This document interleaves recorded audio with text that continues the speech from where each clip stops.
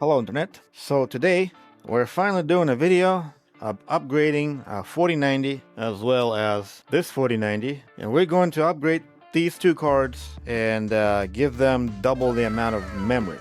How is this possible? Well, it's not, because whatever board you may have, whatever manufacturer card you have, will simply not accommodate double the amount of memory chips. Unlike 20 series cards that run on GDDR6, they can double their memory by simply swapping 1GB chips with 2GB chips from Samsung.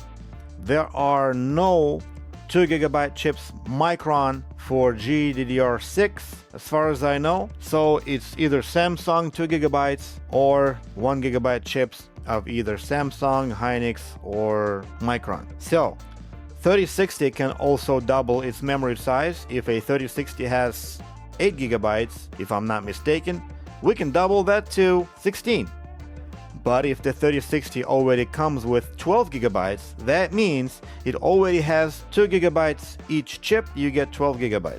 So it cannot be upgraded any further. When you have a 3060 that's got 12GB, but it still has 2 more slots available, you think that, oh, just gonna solder 2 more chips and it's gonna give you 4 more gigs. It's not gonna happen.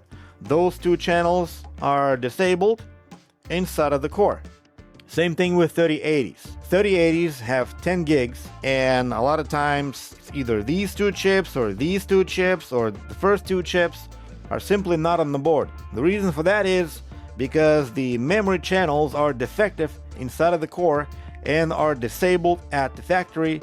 Therefore, they are only able to give you 10 gigs. So soldering 2 additional chips onto the board will not work. Swapping the chips that are on a 3080 with a GDDR6 2GB chips will not work, because those are older generation memory. They will not work on a newer board. Taking 4090 chips, which are newer GDDR6X 2GB chips, and soldering them onto the 3080 or even 3080 Ti 3090 and expecting your RAM double, not gonna work.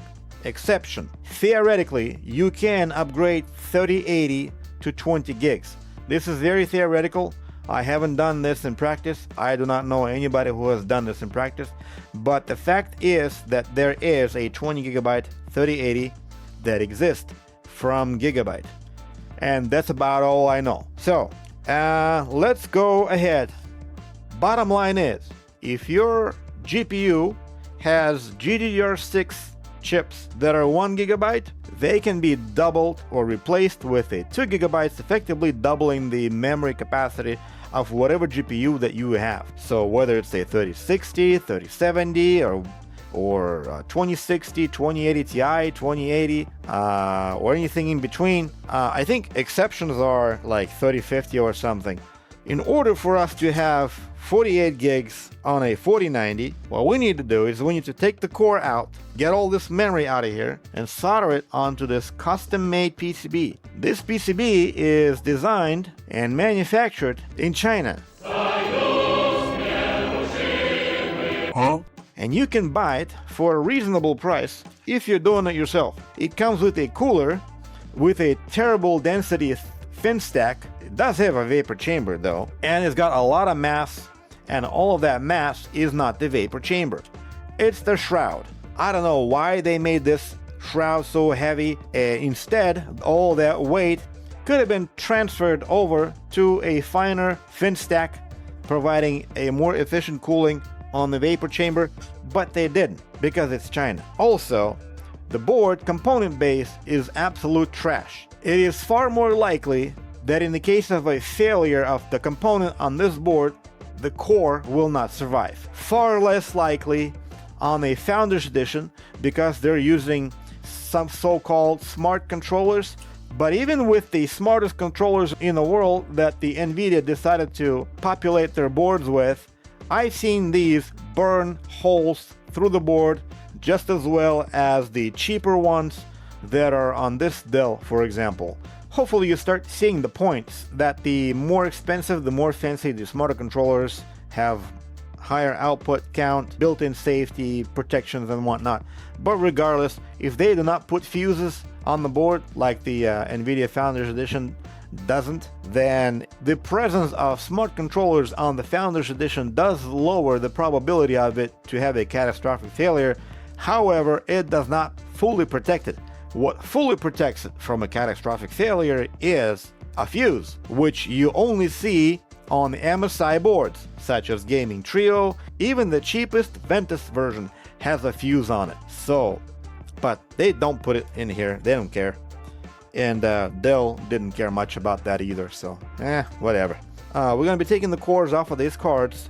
The memory, customer also supplied 24 additional memory chips because remember, we'll be adding chips on the back of the board as well, since this custom-made PCB has pads that will accommodate all of these chips, thus allowing us doubling the memory. And that's what we're going to be doing today. And also, to be clear, there are no 4GB chips that you would be able to slap onto your 4090, doubling the memory. At the very least, there are none on the market today.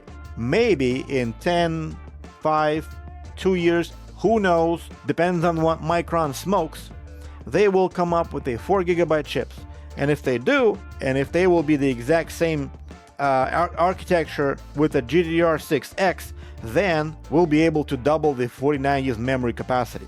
Until that day comes, we're stuck with this junk. So regardless, let's start the process. Probably gonna start soldering, prepping the back of the board, soldering these chips onto the board, and then we're gonna move on to the front, prepping that, and then do the same thing with the other board. So I have two boards ready to go, and then we're going to solder them either side by side, or I don't know exactly. We'll see. Either way, let's get this done and see how well that goes.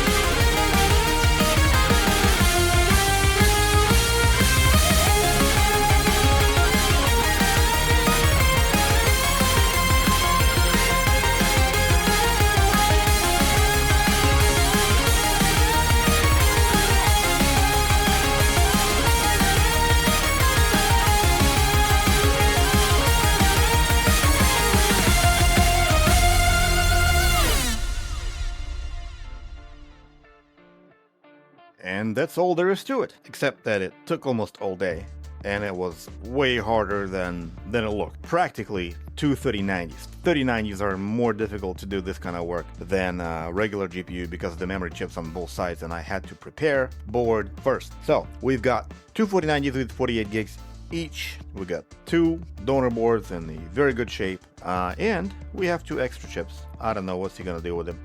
Maybe he'll let me keep them, and I don't know. We'll see. Maybe I'll even keep these boards. It just depends if customer wants it back or not. And as I've said before, I am not too impressed with these boards. They are just too bare bone, a lot of weight, a lot of mass, and all of that mass is just the cooler, not the vapor chamber, unfortunately. But it is what it is. So very basic, just enough for it to run, I suppose. So if you can afford one, why not? You know, who am I to say no when you're paying me to say yes? So hopefully this video answers some of your questions. Hopefully I will not get any upgrade requests for people who are looking to get FPS boost in their games, trying to upgrade their 2060 or 3060 or whatever, what have you, or people contacting me trying to upgrade their 5080s. So either way, hopefully this was educating and maybe entertaining, and hopefully I'll see you later. Don't forget to like and subscribe, and leave a comment. I do read those before I go to bed, but don't give me comments that will give me nightmares, because I do read them right before I go to sleep. Goodbye.